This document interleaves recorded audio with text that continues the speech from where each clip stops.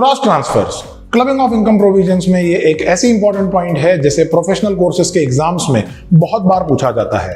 तो आइए हमारे इस वीडियो में देखते हैं क्रॉस ट्रांसफर्स क्या होते हैं और क्लबिंग ऑफ इनकम के अंडर इसकी टैक्सेबिलिटी कैसे होगी।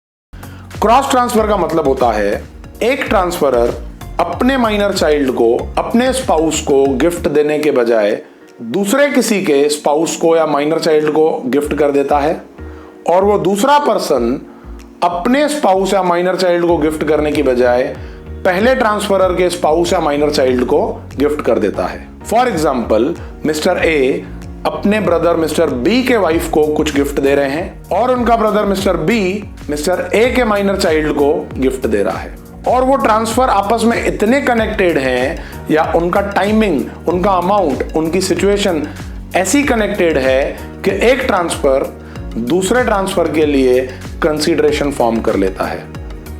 आइए तो इस इंपॉर्टेंट प्रोविजन क्रॉस ट्रांसफर से रिलेटेड एक इंपॉर्टेंट एग्जांपल देखते हैं।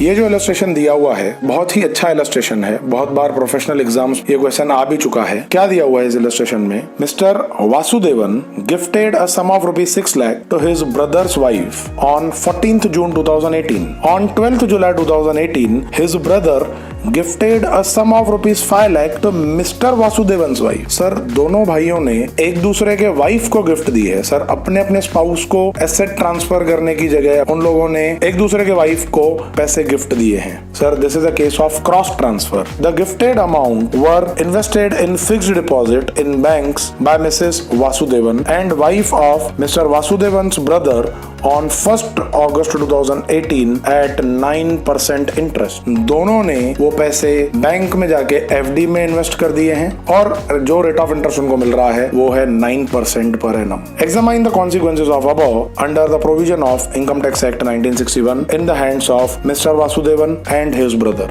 जैसे कि मैंने बोला, this is the case of cross transfer. तो आइए देखते हैं क्रॉस ट्रांसफर के केस में क्लबिंग प्रोविजन कैसे अप्लाई किए जाते हैं। In the given case, mister Vasudevan gifted a sum of ₹6 lakh to his brother's wife on 14th June 2018 and simultaneously his brother gifted a sum of ₹5 lakh to Mr. Vasudevan's wife on 12th July 2018. The gifted amounts were invested in fixed deposits in banks by Mrs. Vasudevan and his brother's wife. These transfers are in the nature of cross transfers. Accordingly, the income from the assets transferred would be assessed in the hands of deemed transferor because the transfers are so intimately connected to form part of a single transaction and each transfer constitutes consideration for the other by being mutual or otherwise. If two transactions are interconnected and are part of same transaction in such a way that it can be said that circuitous method was adopted as a device to evade tax, the implication of clubbing provision would be attracted. It was so held by Apex Court in CIT versus Keshavji Morarji 1967-66 ITR 142. Accordingly, the interest income arising to Mrs. Vasudevan in the form of interest on fixed deposits would be included in the total income of Mr. Vasudevan. ये बहुत ही important point है।